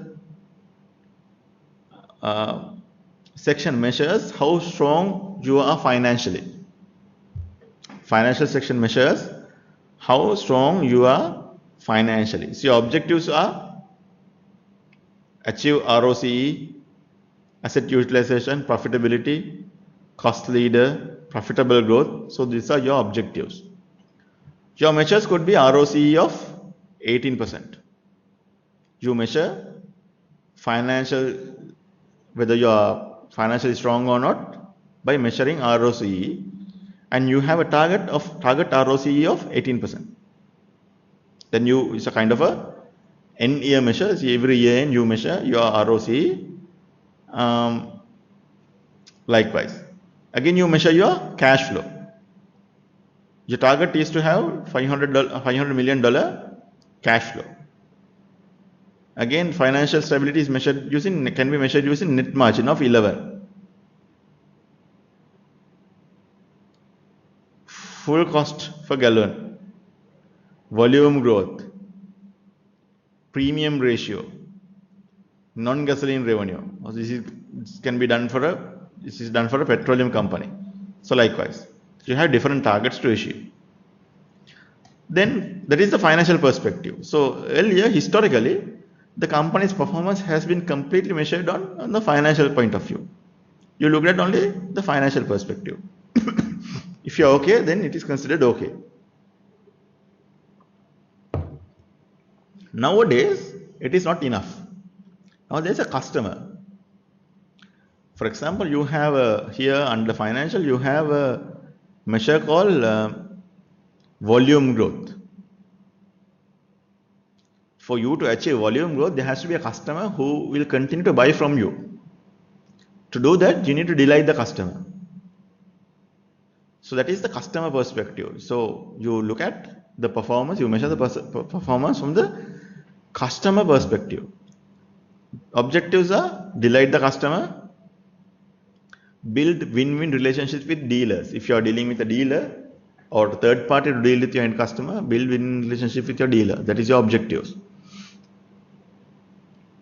So how do you measure? Share of segment, market share measurement.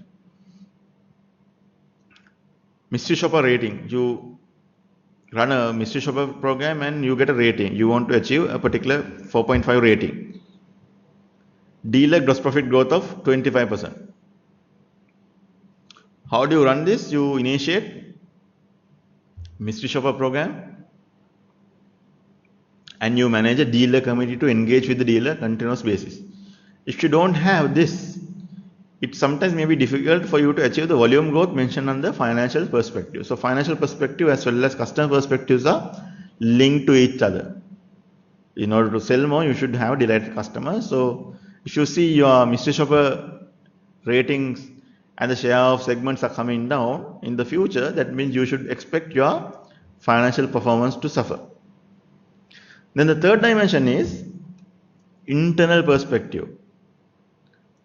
What do you do internally in order to, what is your internal plan? What is your internal structure?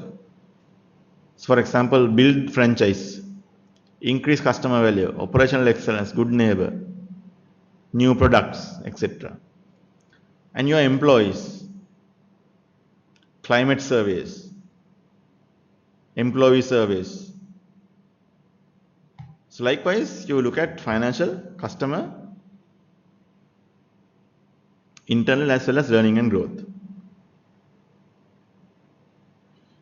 So again, measuring the performance of the top executives also, the balance scorecard framework can be used. So it is increasingly being used right now, the balance scorecard framework, to measure the performance of the senior executives like top management.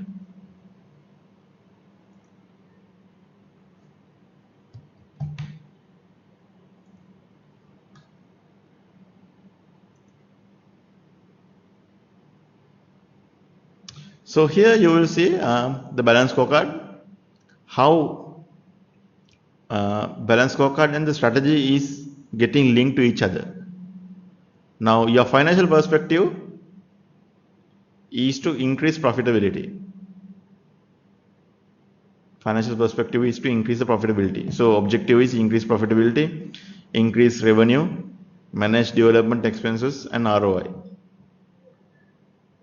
Right? So to manage in development expenses, ROI, or increase revenue, you need to have a customer. So then strengthen customer interactions. Through that, improve customer value. How do you do that? Improve market assessment, improve product lifecycle management, improve concept development, etc. Then you need to have the organizational capacity, improve innovation culture, enhance partnerships. So all these things can be improved. So this is a sample of balance scorecard. So all these things can be embedded in order to achieve your final objective of strategy, which is increase profitability. Again, you can have the divisional as well as functional performance, especially in the budgets. You measure the responsibility centers. This is used to isolate a unit, so it can be evaluated separately from the rest of the corporation. So inside your organization, you have different types of responsibility centers, cost centers, revenue centers. For example, your sales department is a revenue center. Then there are expense centers such as HR, IT, marketing, administration, etc. Those are expense centers. So they are managing it through a budget. Administration budget is this much. Profit center, again, one SBU could be a profit center. Then you have investment centers. So if some organization have the ability to invest, these are known as investment centers as well.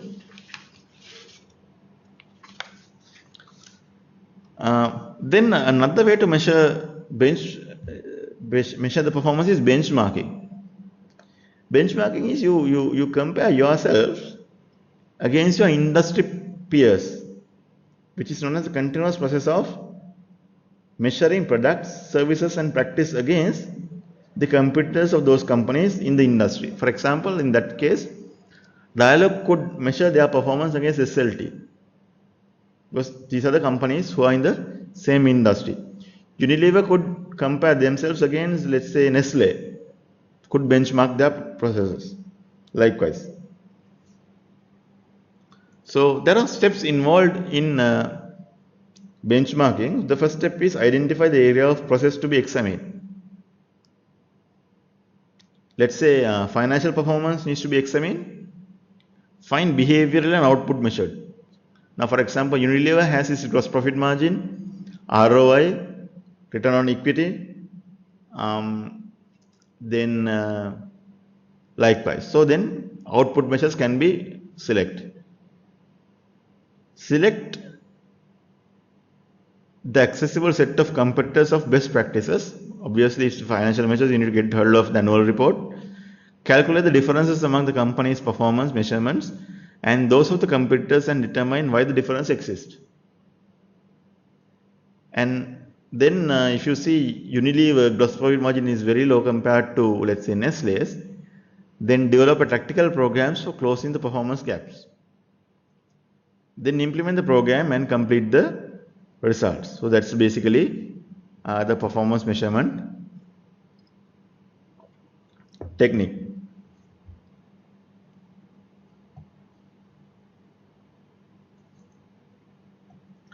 Again, when it comes to international practices, ROI is still being used as one of the widely used technique. Some companies use budgets to measure the performance. Some companies use historical compared to last 3 years, how we are doing now or less. Or finally, the international transfer pricing are some international measurement issues.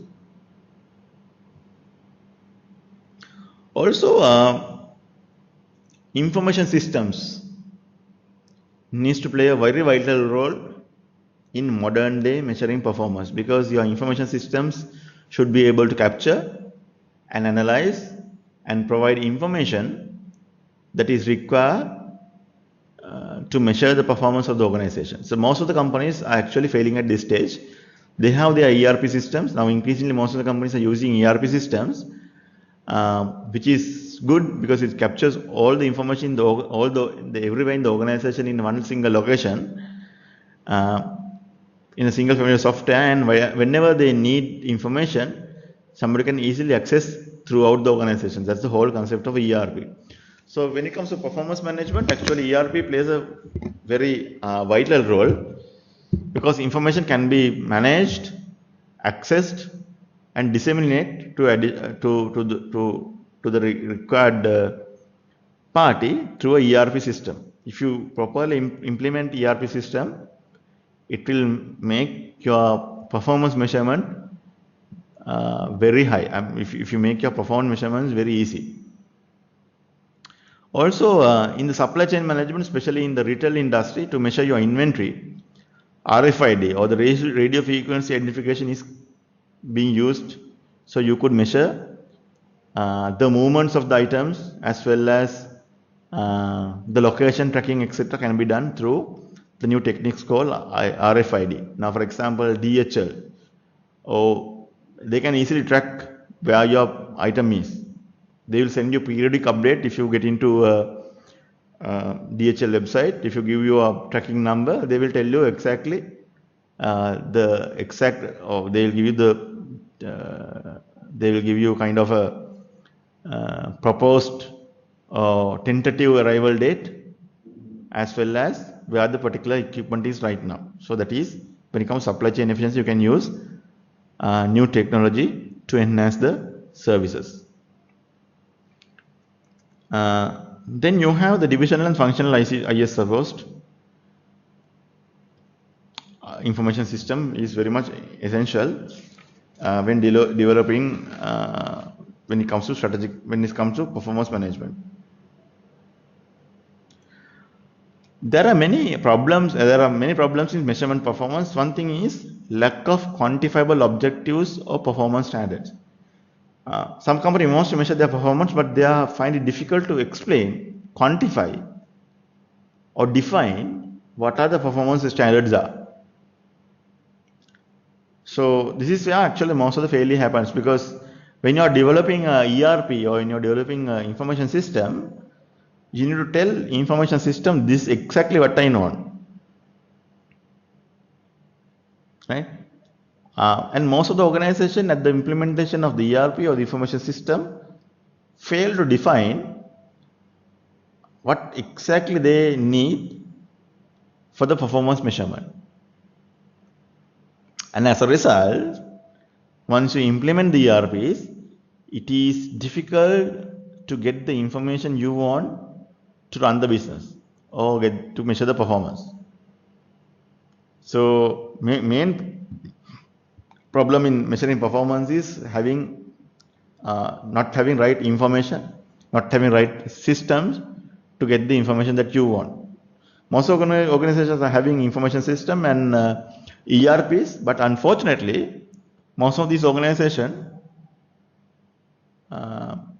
do not have necessary information for them to measure the performance. Sometimes it's pity, because to have a performance measurement system, unless and otherwise you communicate it to your ERP system or information system or management information system, you will not get the desired output that you want.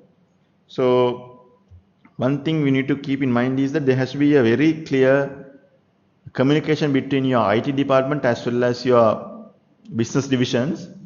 You need to tell IT department what exactly needs to be measured and document those things prior to implement any IS, prior to implement any system or ERP. Otherwise, once you implement ERP, you have a nice ERP, nice information system, but it does not deliver what the business wants. I have seen it happening in many organizations.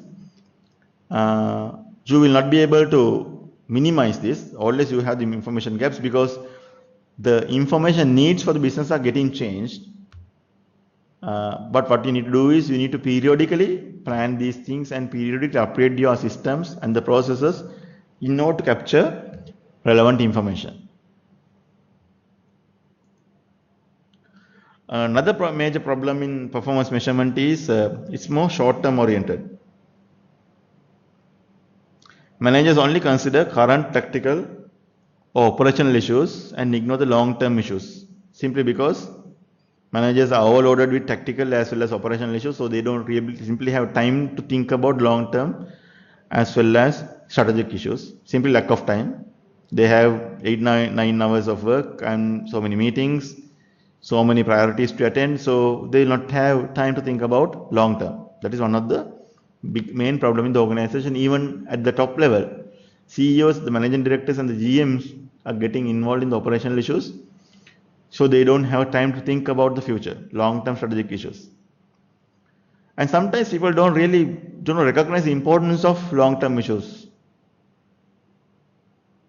And again, when it comes to appraisals, again, they are rewarded mainly for the achievement of the short-term objectives, not really on the long-term objectives. So aligning your reward mechanism or the reward policy with a mix of short-term as well as long-term objectives is the best way to do, but it's very challenging to achieve so, because of these reasons. Most of the organizations are very short-term oriented. They run the business from P&L to P&L, year to year. So there is no incentive for somebody to think long-term. That is another problem in performance measurement. Another problem is the goal displacement. Confusion of the means with ends. So especially goal displacement. For example, in soccer, there is a clear goal. Everybody wants to play for a goal. There is a clearly defined task and a goal. So sometimes in the organization, end goal is sometimes not really clear to the managers. One day managing director comes and tells us about the profitability. Another day he comes and tells about sales growth. A couple of weeks later he comes and talks about cost reductions. Then he talks about revenue growth. So sometimes the managers are confused what exactly needs to be done, which is known as goal displacement, confusion. So as a result, what we are trying to do is, when the top management sending confusing signals or the directions, the next level they are trying to sub-optimize. So they try to achieve the organization my objectives. Okay, now there is no clear goal to the organization, even though there is a goal defined, is not clear. Let me try to do what I want the most, I'm comfortable at, which is what is known as sub-optimization. So you're trying to optimize your division's performance at the expense of somebody else's division. Now, for example, sales department as well as finance department has this fight always. Finance department is responsible to maintain healthy working capital to minimize the interest cost down, as well as maintain a decent debt to equity ratio. Now, one way to minimize your debt to equity ratio as well as interest rate is controlling your working capital. There are two ways to control your working capital. One thing is to cut down the inventory or cut down the debtors. Let's say as a finance manager, you want to cut down your debtors period from 45 days to 30 days. As a finance manager, you are very happy because that will enhance your objectives. You should be able to maintain a very good working capital. You will be able to maintain very good cash flow. You will be able to maintain very low level of interest expenses. as well as you will be able to maintain a very low level of gearing ratio if you do so. The moment you try to do this, your sales guys are suffering. Why? Sales guys, his competitor is giving 45 days of credit. Now your organization is giving 30 days. So your sales guys are immediately at a disadvantage. But as a finance manager, you are very comfortable. So which is known as sub-optimization. One unit optimizing its goals, finance division is optimizing its goals, and as a result, the sales division is suffering at the detrimental of the organization as a whole, because when the sales suffer, the whole organization suffers. That is the sub-optimization. Sometimes the other way around also happens. The credit or the sales guys keep on extending credits, so they will do enough and more sales, so their performance are guaranteed and achieved, they get their bonuses. Whole organization is losing the profitability, which is also known as sub-optimization. So you need to be really clear what is exactly the goal should be. And there's something called substitution, behavioral substitution. And sometimes, if you reward the wrong activities,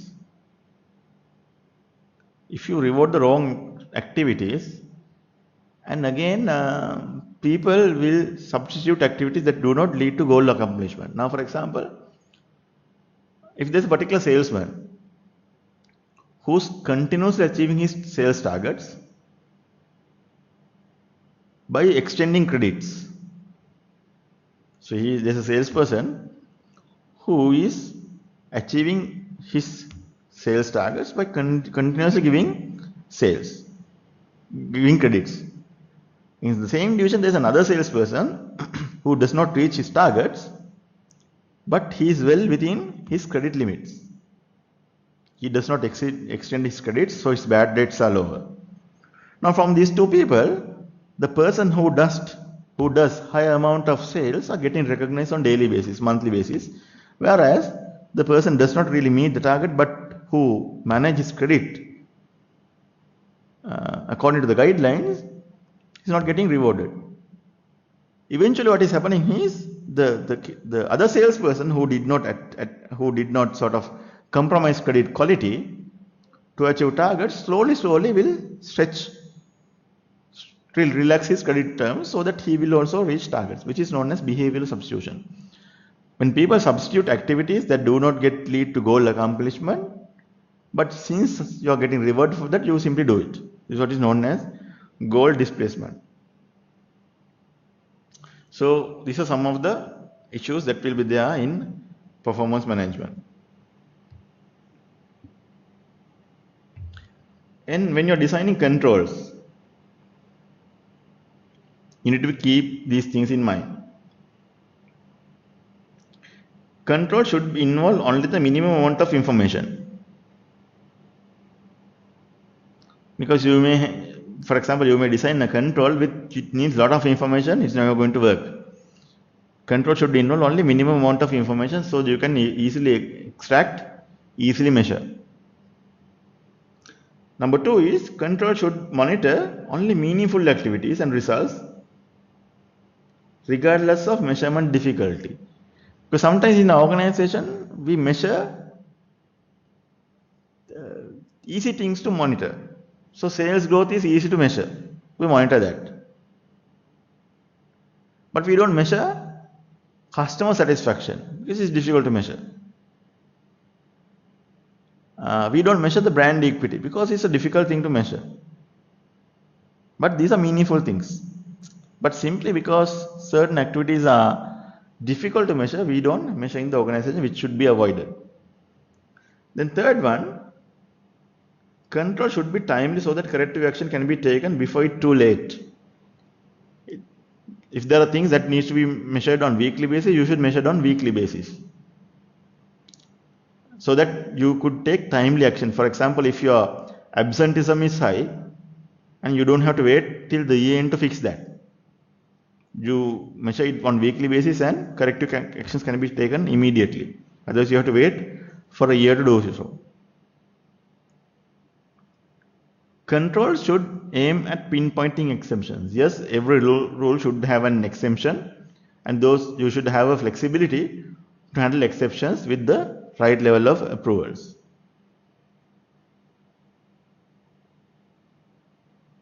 And also your reward structure should emphasize on meeting or exceeding standards rather than punishing for failing to meet standards. So you should reward people always for meeting and exceeding standards rather than penalizing it. So there it comes, the incentive management. So there are different ways of managing incentives. One thing is the weighted factor method. When you have multiple objectives, you have allocated weightages. For example, if you are measuring performance of a salesperson,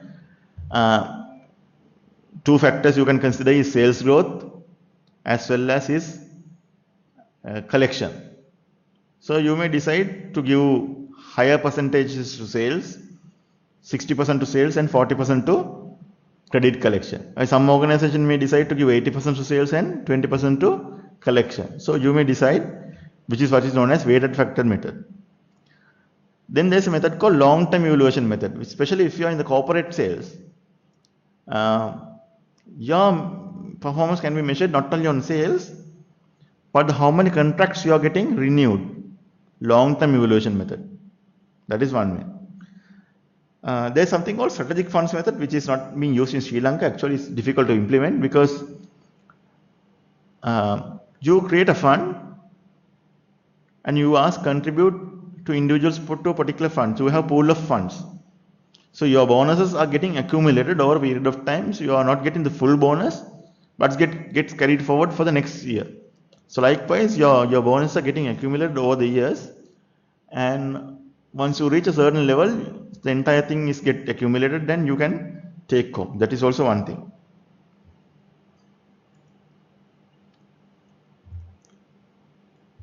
So it is kind of difficult to have. So then you need to have different weightages for different products and different services. You need to take into account the profitability, weighted factors, what kind of weightages that you are allocating for each and every one, and long-term evaluation of the achieved performance. So when you design a strategic incentive method or a strategic fund, you need to take into account these elements as well. And finally, which is coming from this is similar to the BCG matrix. It's a use of, it's a kind of a replication of the the very famous BCG matrix, where you have two dimensions. You measure the industry attractiveness on one side, and you measure the business strengths and the competitive position on one hand. So if you are a business which has a high industry attractiveness as well as you have a high competitive position, you may allocate your performance based on ROI, cash flow. The weightages are different. 25% ROI on this, 25% on ROI, 25% on cash flow, 25% on strategic fund, 25% on market share. However, if you are in a high market attractiveness, but your competitive position is low, you may give very high weightages for strategic funds as well as very high weightages for market share growth, because you want to capture the market. So your incentive is to long term, in the long run, to grow the organization. Again, if you are in a cash cow position, the market is not that really growing, but you have very high market share, then you don't reward for strategic funds and you don't reward for gaining market share, because no point doing so. But you reward people for bringing high ROI as well as having a maintain a high cash flow. Again, if you are a dog, that means you are in a very weak market as well as your industry market is low. Again, no point of rewarding to grow the market, but you reward them on ROI as well as cash flow. So in nutshell, this is the evaluation and control element of strategic planning. Is mainly coming from the performance evaluation. Most of the organizations use techniques like budgets, programs and procedures to strategically manage their businesses. And finally, you may ask certain questions.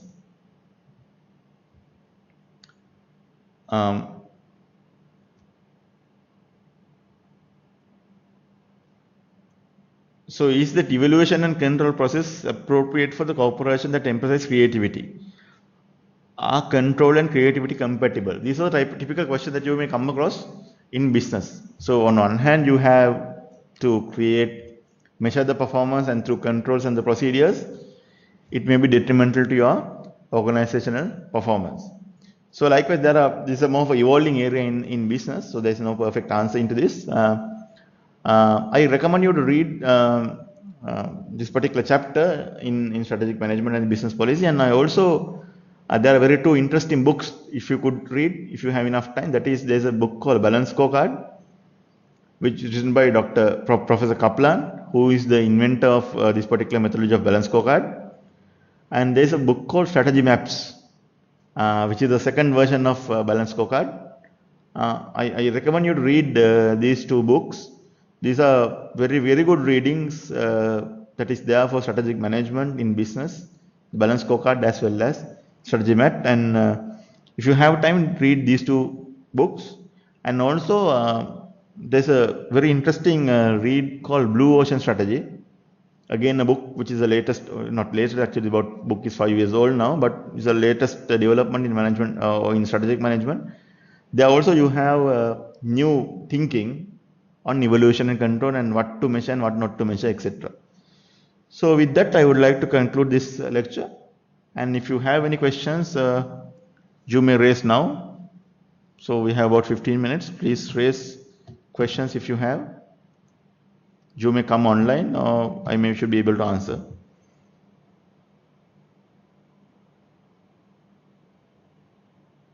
Are there any questions? Any things to clarify?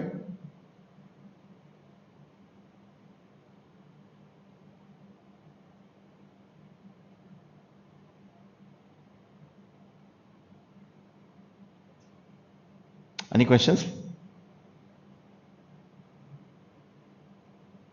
Okay, so since there are no questions, let me wind up this particular session, and thank you very much for your participation. And I would recommend you to read chapter 11 of your study text, as well as those two books that I mentioned to you, the Balance Scorecard as well as Strategy Map. Those are very excellent reading in this particular section. And thank you very much, and have a good day.